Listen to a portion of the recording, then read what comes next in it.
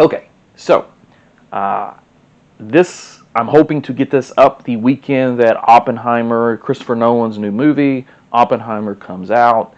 And so what I wanted to do was highlight some biographies.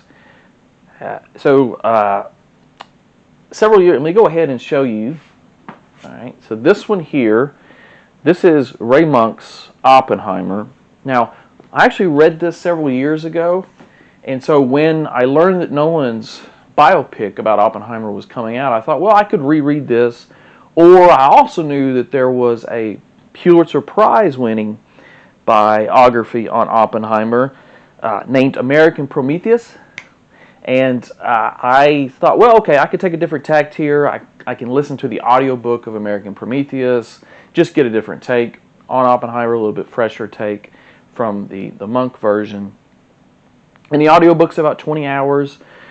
And, well, the preface really should have been a clue to me. When the preface was read out, that should have been a clue to me what was going on and what I was going to be getting into, because, and this is why, this is actually kind of an anti-book review, I guess.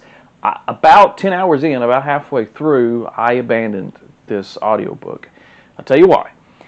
So, the emphasis on American Prometheus, and by the way, I meant to say it's co-written. It's two authors. One is a journalist, one's a political scientist. I think that's right. I know at least one's a political scientist.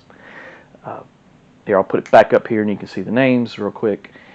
And in any case, they really marginalize the scientific aspects of Oppenheimer's life. And I'm not just talking about the Manhattan Project. So real quick, I guess I should say, for those of you who don't know, the main thing about J. Robert Oppenheimer, the main thing he's known for is he was the director of the Los Alamos laboratory, which is where the first atomic bombs were designed, tested, and ultimately built. And famously, Little Boy and Fat Man sent and dropped on Hiroshima and Nagasaki, respectively. So that tends to be when people when they think of Oppenheimer, that's what they think about. And it looks like from the trailers, no one is focusing on that, and that's fine. Although I'll come back and say something about that in a second. In any case, the American Prometheus, my problem with it is that it largely focuses on the political and personal parts of Oppenheimer's life. And I was very dissatisfied that I was getting very little of the science. Because first and foremost, Oppenheimer was a scientist. And the kind of science that he was engaged in was a lot of things, especially he was right there at the beginning of the birth of quantum mechanics. One of his most famous papers has to do with predicting black holes. And so his science wasn't just, when he was director of the laboratory, he wasn't, essentially, he was a director. He wasn't really doing any physics or science at that point. And so it's very unfortunate. If you listen to this audiobook, you're not really going to get a sense of Oppenheimer as a scientist. So I was pretty disaffected with this, and so I abandoned it, and I actually went back to Ray Monk's Oppenheimer. And the funny thing is, in his preface, he complains actually about this very thing, and he says something.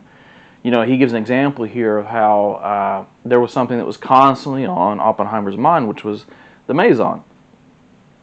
And Monk points out that if you go to their index, you will not see mesons listed anywhere, even though that was a central preoccupation for a good chunk of Oppenheimer's scientific life. And so I guess at the end of the day what I'm saying is if you want an actual well-rounded biography of Oppenheimer that includes the political and the personal, but gives you the scientific parts of his life as well, then I would say get this one, do this one, and don't worry about the American Prometheus.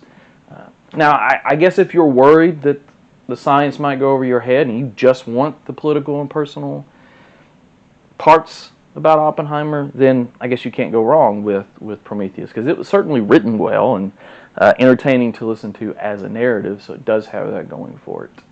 And unfortunately, my understanding is that the Nolan's Oppenheimer movie is inspired by the American Prometheus, biography and not the monk one. So I'm a little worried, nervous going into the movie because I haven't seen it yet. I hope to see it pretty soon.